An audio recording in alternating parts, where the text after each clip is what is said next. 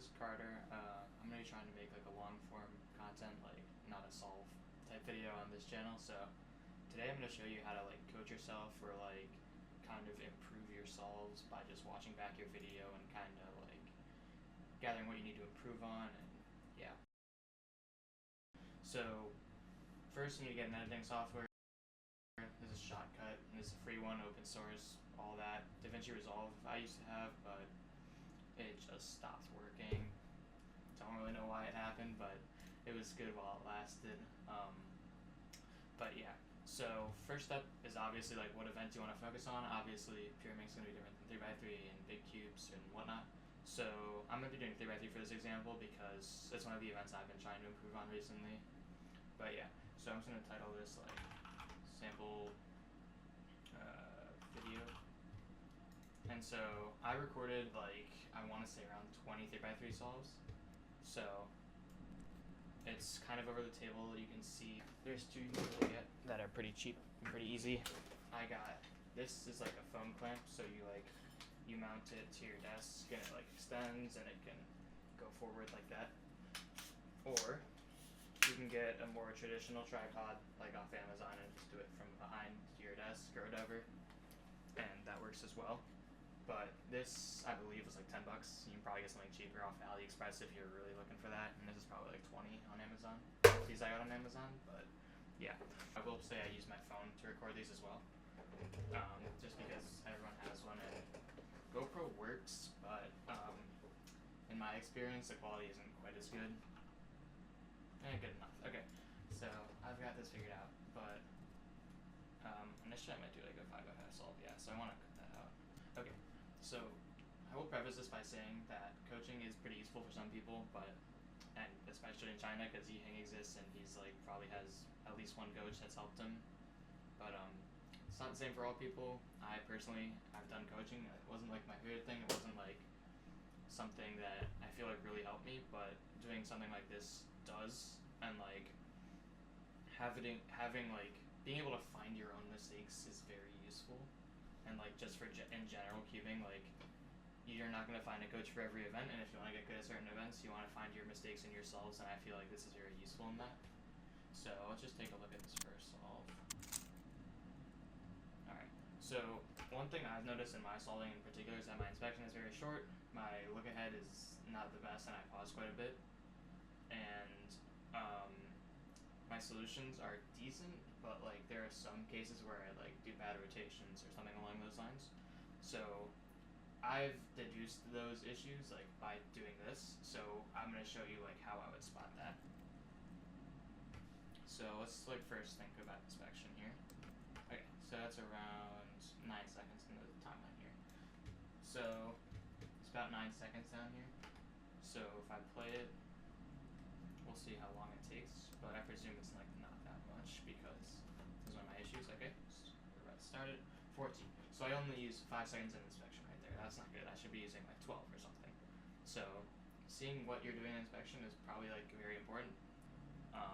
Yeah. But I'm pretty sure in this solve I don't plan first pair, but we'll see because of how long the cross solution is. I used to be like very color neutral, but now I'm like more white yellow because of how much 5x5 I've done. But yeah, maybe that's a bad thing. So I probably don't plan first pair here. But so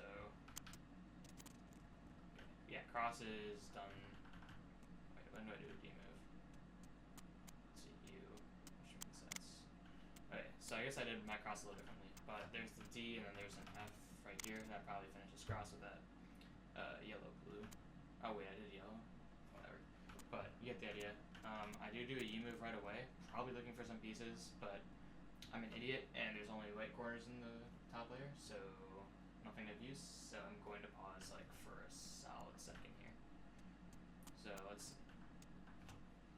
from here I'm at, yeah, timeline 60 frames. So from 1549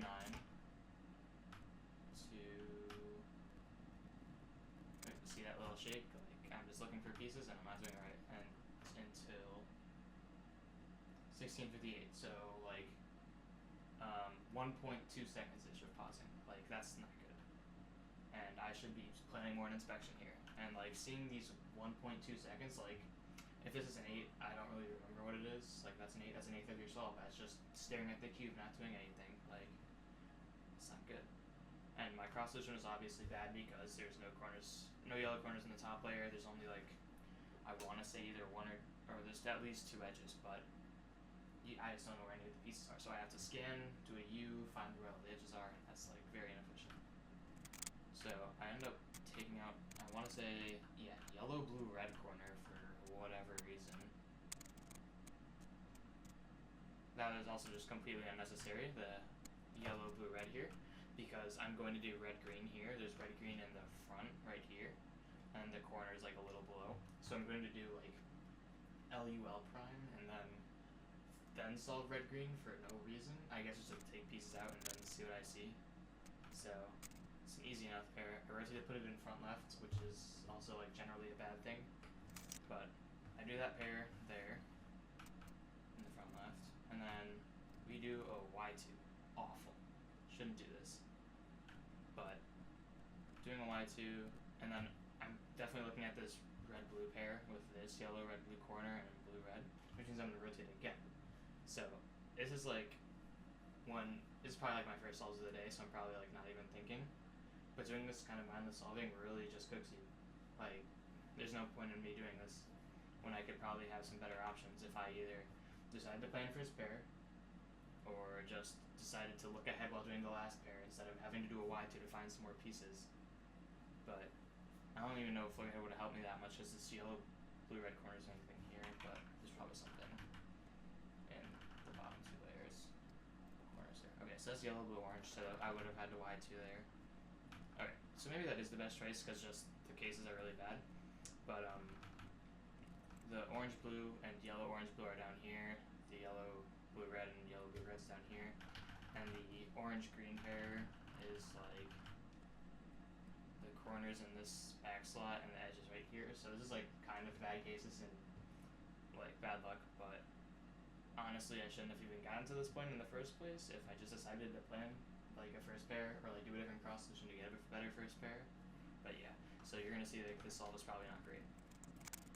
So hesitate, so I probably didn't even plan that. I should definitely be looking ahead to this orange blue because that's like pretty in my face. Because once I do L prime UL, it'll be blue corner here, orange top, and then orange top edge here, which means I can go right into it, but I'm gonna have to rotate again, so it's still not great. I did not expect myself to do that. I would have thought I would have done like UR prime UR, but I do U2 and then L gen, and then I'm probably gonna do or does this become free? No, but I'm gonna do LU gen for the blue orange pair, and then it'll be RU gen, no rotations for green orange. Here I know I'm getting across on top, so this will probably be like when I'm pausing here, I'm probably thinking an L, maybe. I can't predict that well, but it's a pi, so I take a decent bit to recognize. The exec here is kind of garbage. Nice. And then on pi I do like this weird finger trick where I like I flick like that first, or like that. Like it's bad. I should probably fix that as well. But like seeing these little mistakes, like in certain cases, if you see this all during one solve, you can improve so many things. This is one solve. If I looked at however many I did in this 4-minute, 5-minute video, like I can learn so much about what executions I need to improve, like with this Piola that I use in like tons of solves because I force EOs sometimes and whatnot. But yeah. And then here I'm stupid and again do like there's a headlight in front. I'm really not sure what OLL I think this would, or PLL I think this would be, where I do a U2, like maybe A, but it doesn't match that because the white, green, and white, orange just aren't gonna give that case. Like in my brain I should be thinking this is a G perm or maybe an R if I didn't see this bar, but now that I do, it's GA.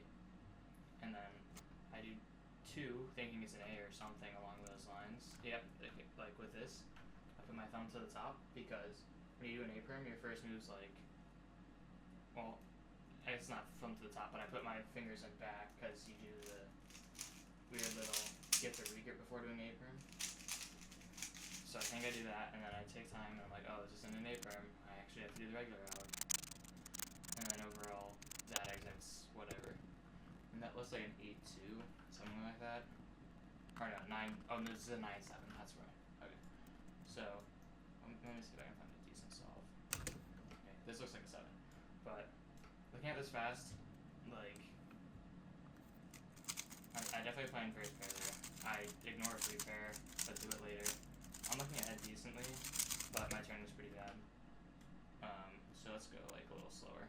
But we're gonna start here. And my pickups aren't good as well. I kind of do the Luke Garrett thing where I do like left hand first a little. But I do cross.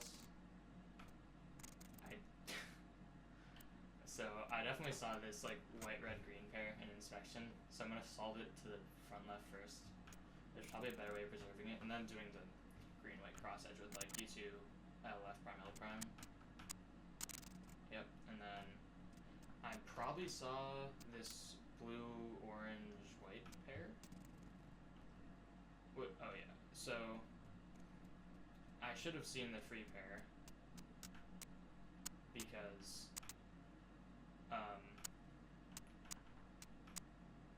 like the green orange edge is right in my face, but like the white green orange corner is like right here, and I should be able to see that. But I put the free pair in the back, which means I probably won't find it.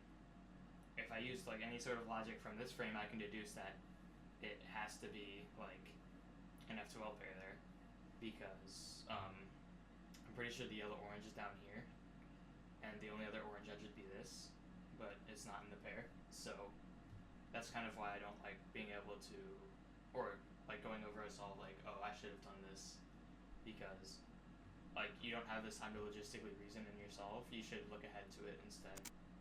But I ultimately like end up not preserving the free pair and doing the yellow orange standard solution, but then I have to go right into this pretty much. Can't do U2 flick to save my life, and then I'll probably do, and this is just a solve corner situation, so I'll probably just, and since in some of these cases I'll do like EO, but since it's 3D unoriented, there's no point. So I do like an out for that. This solo I could kind of recognize through that last pair because like here I know there's a 2-corner block here, which means this corner will be pushed to the back, and I should, in theory, go into this pauselessly because it should be pretty easy to track that. But I do go into it relatively fast compared to the last solve. Pretty easy AUG. This is really easy to recognize, but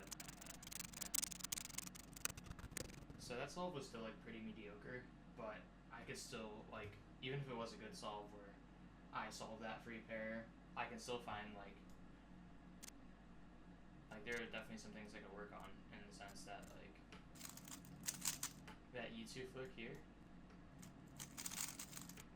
like right here, like I should not have both ring and pinky there. Like when I do a righty U2, it should be pointer and middle finger doing that, but I'm using my ring for some reason. But or no, that is my middle finger. I'm just a little blind, but I just keep on catching it and not being able to turn the cube.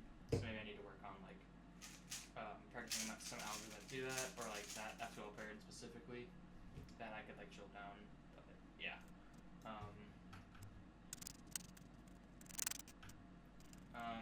Not much else to say. Like I could have tracked that a little better, especially PLO, because I can see 2 blocks here, and yeah, that should be pretty like easy to recognize. But the pause wasn't that bad. I didn't look at inspection time on that one. Maybe I should do that. Okay, so here, this is a solve where I do play in first pair, so we go from 32 seconds and like 30 frames ish to, wait, is that really all that I did?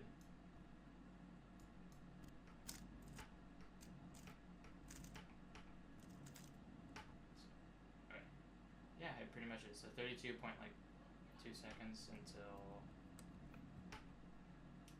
34.3. So maybe I should plan a little more. I should be a little more ambitious during my practice sessions with like planning more and maybe finding a better solution to preserve that free pair. But yeah. One second. So yeah, ultimately I shouldn't be like using the inspection this little, and yeah, that's pretty much the gist of it. Just looking at your solves and seeing what's wrong with them, and being able to like deduce what you need to do, like in your sort of like improvement plan, quote unquote. Like your goals when your sub 20 are gonna be different than your sub 10. For example, like for me, I've learned like all the hours that I need to get to 6.4 or 6.5ish. And so the main thing I should be doing is like these small optimizations, focusing on like planning more and sort of like making sure my solutions are just right. But I could do this for a 5x5 solve, I could do this for a pure mix solve, I could do this for a lot of things. And this is how you coach yourself to get better, and this is how you will improve.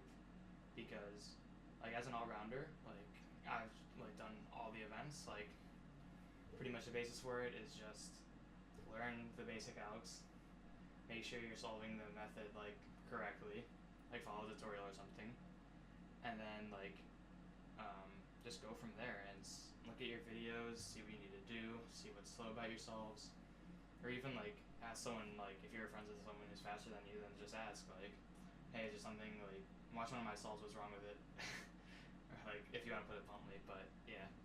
So like if I were to do clock, like it's pretty basic, like there's one method you learn, and from there it's literally just alternating optimization, and like if you average 2.2 or something crazy, then you learn the pseudo stuff, and that's pretty much it. Like it's very dumbed down. But for 3x3 and like all other puzzles that aren't like that simple, you're gonna be learning algs, you're gonna be learning different solutions, you're gonna be doing like different last two centers, different last two edges on like big cubes, but yeah. So all in all, just try to pinpoint your weaknesses and try to improve on them, learn something new, watching example solves, and yeah, that's pretty much it.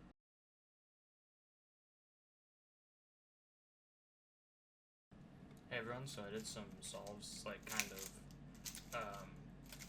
with my new like practice methods to try and diagnose, or not diagnose, just trying to like fix my issues I was having with 3x3. In particular, the over inspection, lack of look ahead, and like doing wrong recognitions. So like for OLO and PLO. So for the solves on screen here, you can see I'm having like a lot of pausing, and I'm like kind of misrecognizing or doing like inefficient solutions, which was what I tried to fix. So it's gonna seem a little odd, but I used this big 3x3 that I won at this competition recently. And so what this cube does is that for look ahead and last layer recognition, it artificially slows down my turning. And so what that means is that you often hear the phrase like slow down, look ahead, blah blah blah. But I think that it's really hard to do that on your own on like a normal 3x3. Like if you're at full like warmed up, whatever. So to artificially limit my turning, I use this big cube, and that basically caps me at like 6-7 TPS. You can also artificially like slow down your turning by like going outside. Crazy thought here, and for me it's freezing cold because it's middle of January, whatever, and like cooling your hands down, or even like putting your hands under cold water or something like that, or just like even stopping turning for a while, like to try and get your hands in a position where they can't turn as fast. And I find that pretty useful for like warming up for like competitions. If it's like cold outside, I do slow solves, and that helps with my look ahead naturally like develop over the day. So that allows me to work on my look ahead a little more without being like tempted to turn really fast if it's like a good scramble, or even like if it's like very spammable 2 pairs and I can't look ahead as well. So this basically allows me to look ahead and train it a little more. And you'll see in the differences between my average of 12s that like the first one there was like a lot of inconsistencies, and like I got an 11, a 10, and a DNF. Like a lot of those were due to like really bad mistakes, or like not like predicting my F2L right, or doing the wrong F2L pair. But instead, after using this, I got like an average only like 0.6 worse. than with a real cube, which kind of shows how like fast turning without look ahead is really like bad for you, and that you can do slow turning with a really bad cube and get like the like bad TPS, but if you're looking ahead, like you still get halfway decent times. But then after I switched back to the normal cube, after doing some look ahead practice, I got a 7.6 average 12, which is like more than a second faster than my original one. Granted, this could be because I was warmed up or like some other reason, because I only did 12 sample solves of each, because I don't have all the time in the world to do 100 by 3 solves right now. But yeah, so it could be like a placebo, it could be whatever, but I do think that it is worthwhile. I didn't really change any of the factors in these averages that much. I did like 20 warm-up cells before recording, so I should have been properly warmed up enough. But yeah, to deal with over inspection, I kind of just had to like in my brain try to get myself to 8 and plan first pair. And for last layer, the big cube also kind of helps with that, because like in your field of vision, you only really get to see like one side or maybe two, so you kind of have to put more focus into seeing, instead of like doing U prime, because that's a lot slower. You have to like track like doing the last 3 moves of your OLL if they're like inserting a pair or like RU prime R prime. You kind of have to focus on blocks a little more, and you're not as like able to do a UU prime to try and see what PLL you have. And so yeah, that's what I found pretty useful with this. I might try some other stuff if any other issues end up happening, but so far it's been really good for me, and yeah, it's been pretty solid. That's pretty much it for this video. Let me know if you guys want to see other events, because I can do those. Clock, maybe not, but big cubes I've been really interested in, because a few of my friends have been improving at that, and there have been some things I've been doing a little differently with that. So let me know if you want this to be a recurring series, and yeah, see you.